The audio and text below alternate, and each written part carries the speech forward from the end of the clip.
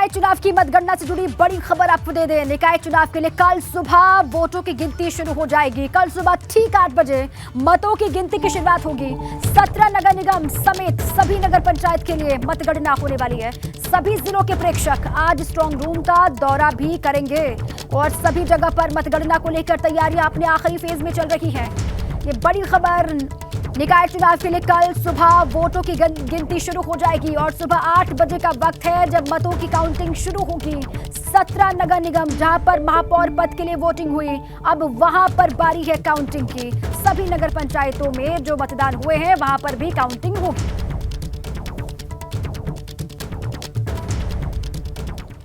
अब आइए विस्तार से आपको बताएं, निकाय चुनाव के नतीजों का काउंटडाउन शुरू हो चुका है। नतीजे सामने आने वाले हैं। 17 नगर निगम जहां पर वोटिंग हुई महापौर पद को लेकर, वहां पर काउंटिंग होनी है और कल 8 बजे से काउंटिंग की शुरुआत हो जाएगी। निगम के जो पार्षद हैं 1420, इनका भी कल भाग्य का फैसला होने वाला है। इसके अलावा नगर पालिका अध्यक्ष की 199 सीटों पर जो वोटिंग हुई है उसके लिए भी काउंटिंग कल हो जाएगी। नगर पालिका के सदस्यों की संख्या 5327 है, इनका भी कल नतीजे सामने होंगे। नगर पंचायत अध्यक्ष के लिए 544 सीटों पर जो वोटिंग हुई उसके लिए भी काउंटिंग होने वाली है और नगर पंचायत मेंबर्स 7178, यहाँ पर भी वोटों की जो गिनती है वो कल शुरू हो जाएगी और पूरे नतीजे हमारे सामने होंगे। दूसरे फेज में 53% मतदान हुआ और इससे पहले फेज में आपको याद होगा 52% मतदान हुआ था और दोनों ही फेजों में जो मतदान हुआ उसके बाद अब काउंटिंग का वक्त है। काउंटिंग कल होने वाली है सुबह 8 बजे से। आप एबीपी गंगा पर महाकवरेज देखेंगे। कानपुर में निकाय चुनाव को लेकर हुए मतदान के बाद मतगणना स्थल पर सबकी निगाहें लगातार टिकी हुई हैं। यहीं से शहर का अगला महापौर और वार्डों के सभासद तय होंगे। कानपुर की नौबस्ता गल्ला मंडी में ईवीएम को रखा गया है और इसके लिए 22 स्ट्रांग रूम बनाए गए हैं। इन स्ट्रांग रूम की सुरक्षा कानपुर पुलिस और पीएसी के जवानों के हवाले है। बाद मतगणना का इंतजार है। कानपुर की नौबस्ता गल्ला मंडी में हम मौजूद हैं जहां पर पोल्ड ईवीएम्स को रखा गया है और उसके लिए सुरक्षा का कड़ा घेरा भी देखने को मिल रहा है। कानपुर पुलिस और पीएसी के जवान यहां पर मुस्तैद हैं। ये स्ट्रांग रूम की तस्वीर हम दिखा रहे हैं जहां पर पुलिस और पीएसी के जवान ये पोल्ड ईवीएम्स की सुरक्षा में लगे हुए हैं। 22 स्ट्रांग रूम है। नगर निगम क्षेत्र की अगर बात की जाए तो 110 वार्ड और 13 प्रत्याशी महापौर पद के लिए लड़ाई लड़ रहे हैं। 851 पार्षद पद के प्रत्याशी हैं और आपको दिखा रहे हैं कि स्ट्रांग रूम जो 22 बनाए गए हैं यहाँ पर पुलिस और पीएसी के जवान किस तरह से पोल्ड ईवीएम्स की सुरक्षा कर रहे हैं। देखिए स्ट्रांग रूम 4 के सामने हम हैं।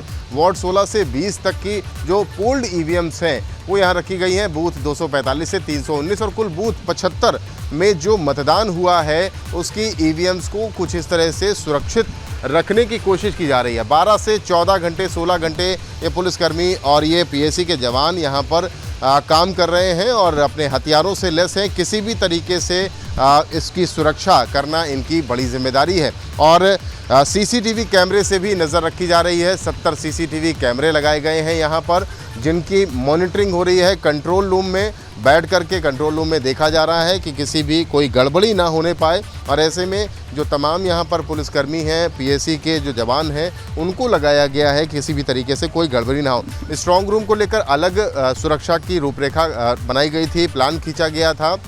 पिछली कुछ चुनावों में राजनीतिक दलों ने तमाम आरोप प्रत्यारोप किए थे। इसको लेकर के इस बार कानपुर पुलिस ने कुछ अलग तरीके से तैयारियां की हैं और इन तैयारियों के बीच की तस्वीरें हम आपको दिखा रहे हैं कि स्ट्रांग रूम में पोल्ड ईवीएम्स की किस तरह से सुरक्षा की जा रही है। तो कानपुर के नौबस्ता गल्ला मंडी की ये तस्वीर है और शनिवार को मतगणना होनी है और उसके बाद ये फैसला होगा कि कानपुर शहर का महापौर कौन बना और 110 वार्डों में कौन कौन से प्रत्याशियों ने जीत दर्ज की है। कानपुर से कैमरामैन पंकज निगम के साथ रतीश त्रिवेदी, एबीपी गंगा। निकाय चुनाव खत्म होने के बाद अब सभी को इंतजार है कल आने वाले नतीजों का। मेरठ से मिल रही बड़ी खबर के साथ मेरठ में महाजाम लगा हुआ है। मेरठ दिल्ली हाईवे पर लंबा जाम लगा और 15 किलोमीटर लंबा जाम लगने की जानकारी मिल रही है। 3 घंटे से जाम में सैकड़ों वाहन फंसे हुए हैं।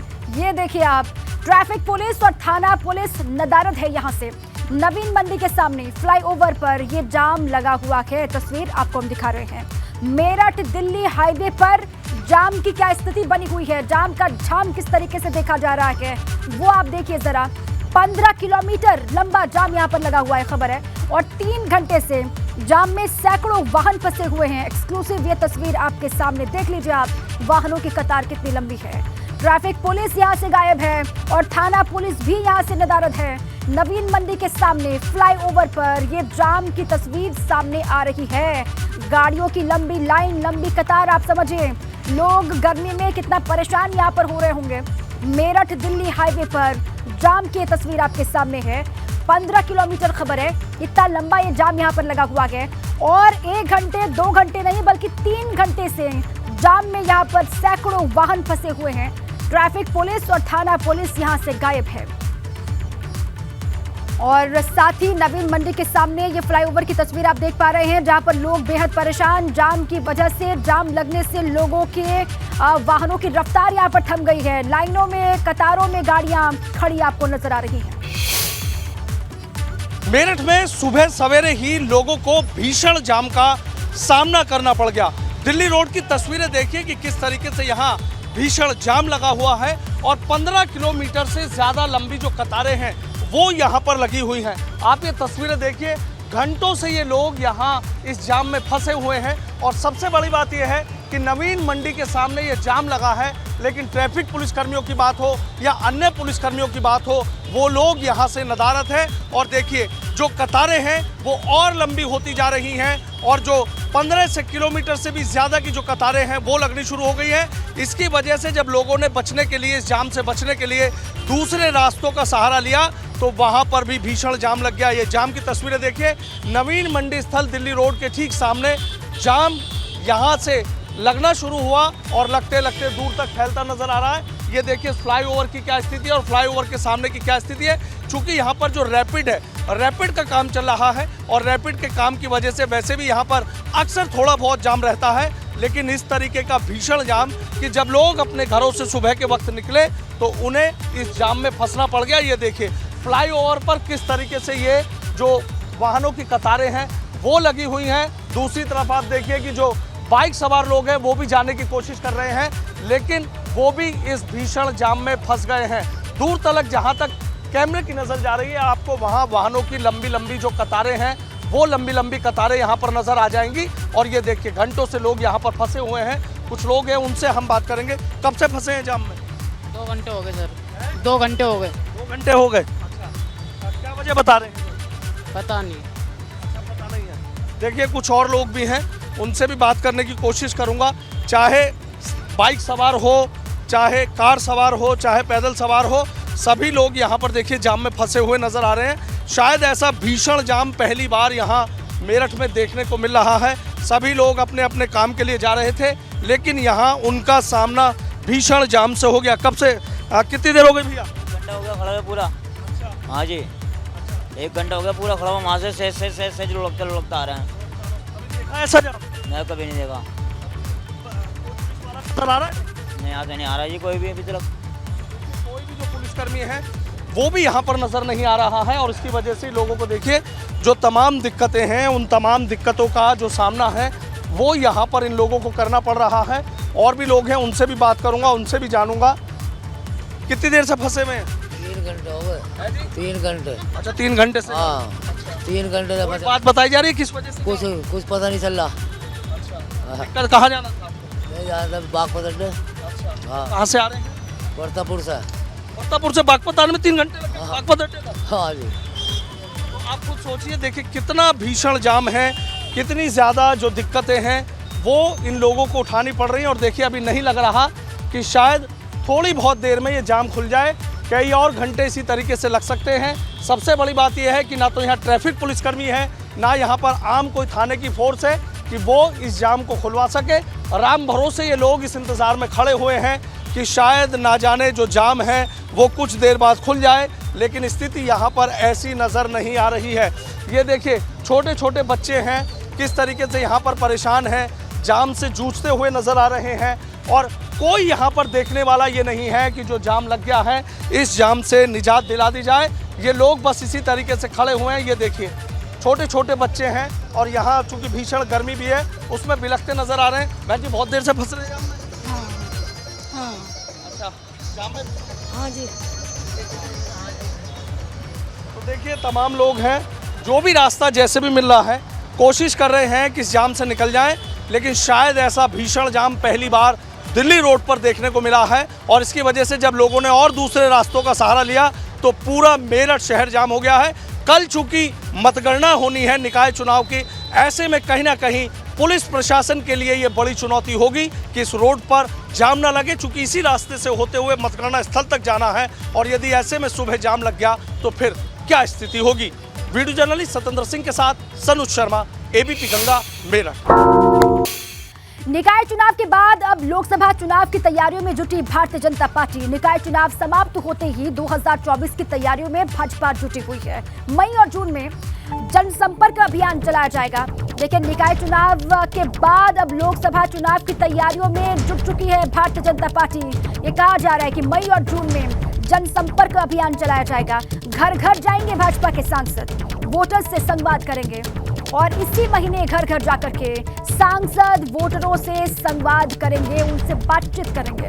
केंद्र और राज्य सरकार की भी उपलब्धियां गिनाएंगे सांसद। वो अलग अलग हिस्सों में जाएंगे, घर घर पहुंचेंगे, वहां पर जाकर के सांसद और जो और भी गणमान्य लोग हैं वो वोटरों से बातचीत करेंगे, संपर्क करेंगे। इसी पर अधिक जानकारियों के साथ मेरे साथी अनुभव शुक्ला जुड़ चुके हैं, उन्हीं का सीधे रुख कर लेते हैं। अनुभव, ये कहा जा रहा है कि इसी महीने से जनसंपर्क अभियान चलने वाला है बीजेपी का। देखिए, निकाय चुनाव खत्म और इसी के साथ ही अब तैयारी शुरू हो चुकी है पुरजोर तरीके से आम चुनाव की। अनुभव, देखिए, बिल्कुल आपने देखा अभी बीजेपी निकाय चुनाव में जुटी रही और निकाय चुनाव के कभी नतीजे भी नहीं आए हैं। कल नतीजे आने हैं और उसके बाद अब तैयारी बीजेपी 2024 के लोकसभा चुनाव की करने जा रही है। यानी 1 वर्ष से भी कम का समय हम कहें तो बचा है और अब बीजेपी की तैयारी फोकस 2024 के लोकसभा चुनाव को लेकर है। मई और जून महीने में जनसंपर्क अभियान चलाया जाएगा, सघन जनसंपर्क अभियान। और इसमें जो सांसद है वो जाएंगे, वोटरों से संवाद करेंगे, प्रबुद्धजनों से संवाद करेंगे, तमाम जो अन्य लोग हैं खासतौर से उनसे बात करेंगे और जो केंद्र सरकार की उनकी 9 वर्ष की जो हम कहें केंद्र में सरकार है उसकी क्या उपलब्धियां रही हैं उसके बारे में बताएंगे। वहीं बीजेपी जो बहुत हम कहें कि कम वोटों से जो सीट उसने जीती थी लोकसभा की, इन सीटों की लिस्ट भी तैयार हुई है और उस लिस्ट के मुताबिक वहां पर ज्यादा फोकस बीजेपी इस बार करेगी। जिस तरीके से उपचुनाव में आजमगढ़ और रामपुर को भी बीजेपी ने जीता था, तो वहां पर भी बीजेपी ने अलग रणनीति इस बार तैयार की और वहां पर भी ये जब सघन जनसंपर्क अभियान चलाया जाएगा तो पार्टी के लोग, सांसद, सभी लोग वहां पहुंचेंगे और जो वोटर्स हैं खासतौर से उनसे सीधा संवाद करेंगे। बिल्कुल ठीक है, उनके बीच जाएंगे और केंद्र सरकार की उपलब्धियां, साथ में राज्य सरकार की उपलब्धियां क्या रही हैं, ये वोटर्स को बताने का काम करेंगे। शुक्रिया अनुभव पूरी जानकारी के। अब आइए आगे बढ़े। बागपत से बड़ी खबर है। बागपत में पुलिस की गाड़ी की चपेट में बाइक सवार आ गया और हादसे में बाइक सवार युवक की मौके पर ही मौत की खबर है। पत्नी बेटी जख्मी हुए हैं। गंभीर हालत में महिला और बच्ची का अस्पताल में इलाज चल रहा है। गाड़ी के नीचे दबी बाइक का वीडियो अब वायरल हो रहा है। रबाला थाना क्षेत्र के असारा मोड़ पर यह हादसा बताया जा रहा है। ये बड़ी खबर है बागपत से इस वक्त हादसे की। पुलिस की गाड़ी की चपेट में आने से बाइक सवार की मौत की जानकारी है। पत्नी बेटी जख्मी बताए जा रहे हैं, दोनों ही गंभीर हालत में। महिला और बच्चे को अस्पताल में भर्ती करवा दिया गया। गाड़ी के नीचे दबी बाइक का वीडियो सोशल मीडिया पर वायरल हो रहा है। रमाला थाना क्षेत्र के असारा मोड़ पर यह हादसा बताया जा रहा है। गंभीर हालत है महिला और बच्चे की भी, जबकि बाइक सवार युवक की जान चली गई है। ये खबर इस हादसे में।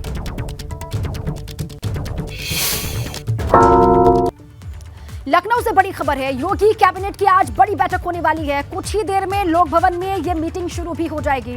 20 से ज्यादा प्रस्तावों को मंजूरी मिल सकती है खबर है। इनमें 4 निजी विश्वविद्यालय को अस्थायी पत्र जारी करने का भी एक प्रस्ताव है जिसको भी मंजूरी मिल सकती है। कुछ ही देर में लोक भवन में कैबिनेट की बैठक शुरू हो जाएगी। 20 से ज्यादा प्रस्ताव बताए जा रहे हैं जिन पर मुहर लग सकती है। मंत्री लगातार पहुंच रहे लोक भवन। भारतीय जनता पार्टी बड़ी जीत हासिल करने जा रही है। ठीक है, थैंक यू।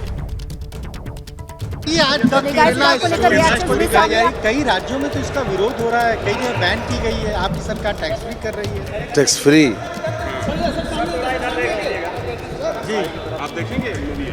निश्चित रूप से देखेंगे जी, क्यों नहीं देखेंगे। सवाल ये है कि जब उत्तर प्रदेश सरकार ने ये घोषणा की है टैक्स फ्री करेंगे तो क्यों नहीं देखेंगे। पश्चिम बंगाल में तो बैन कर दी गई है। तमिलनाडु में भी लोगों को तमिलनाडु में भी सिनेमा हॉल में नहीं लगाई गई है। देखेंगे। सपा बोली कि प्रोपेगेंडा कर रही है। ऐसा है, ये ज़रूर देखेंगे, देखने के बाद ही कोई कमेंट करेंगे। फिलहाल तो नगर महापौर का चुनाव करवा के आए हैं। 17 नगर निगम हम जीत रहे हैं और बहुत बड़े पैमाने पर, बहुत बड़े मार्जिन से जीत रहे हैं।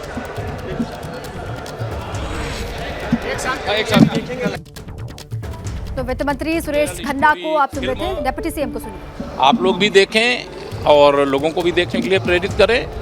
इस देश के अंदर कहीं पर भी कुछ गड़बड़ है तो वह अगर किसी ने दिखाने का साहस किया तो उसका अभिनंदन है।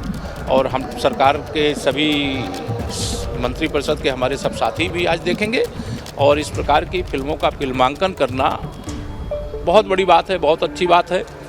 अगर कांग्रेस की केंद्र में सरकार होती तो ना आप केरल स्टोरी देख पाते, ना कश्मीर फाइल्स देख पाते। और अभी पश्चिम बंगाल के अंदर जो प्रतिबंध है, तमिलनाडु में जो प्रतिबंध है, यह प्रतिबंध एकदम गलत है और सच जानने का लोगों का अधिकार है और सच्चाई पे आधारित अगर ये फिल्म बनाई गई है तो इसका सर, समाजवादी पार्टी से प्रोपेगेंडा बता रही है कि ये प्रोपेगेंडा है, सपा कह रही है। 17 नगर निगमों में मुझे पूरा विश्वास है। अब तो चुनाव हो गया है, मैं पूरे विश्वास से कह सकता हूं कि हम सभी 17 नगर निगम में कमल खिला रहे हैं। भारतीय जनता पार्टी का विजय रथ जैसे 2014 से चल पड़ा है वैसे 2023 और 2024 में भी चलता रहेगा। सर, समाजवादी पार्टी प्रोपेगेंडा नहीं, समाजवादी पार्टी चुनाव हार रही है, समाजवादी पार्टी तुष्टीकरण की राजनीति कर रही है। समाजवादी पार्टी को कोई सच्चाई आप ऐसी दिखाएंगे तो अच्छा लगेगा क्या? राम भक्तों पर गोली चलाई गई वो दिखा रहे थे हम लोग जब उस समय संगठन में काम करते थे, तो सपा को वह अच्छा नहीं लगता था। तो सच को दिखाने का, सच को देखने का साहस होना चाहिए और समाजवादी पार्टी को नैतिक अधिकार ही नहीं इस फिल्म के विरोध का। योगी आदित्यनाथ आज पूरे मंत्रिमंडल के साथ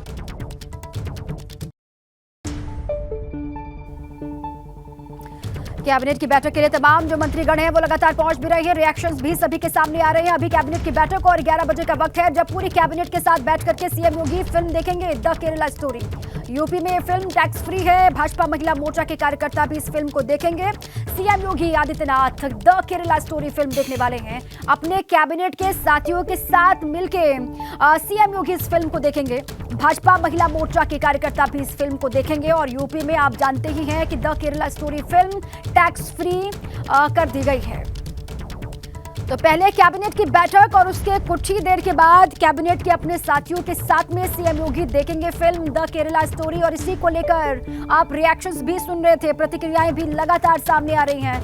डिप्टी सीएम केशव प्रसाद मौर्य को भी आपने सुना कि सपा नाखुश जरूर है और क्यों है यह आप सभी जानते हैं। उनकी मंशा भी इससे उजागर होती है। सच दिखाने का काम इस फिल्म में किया गया है और उन्होंने सभी से भी अपील की वो भी जाकर के इस फिल्म को देख सकते हैं।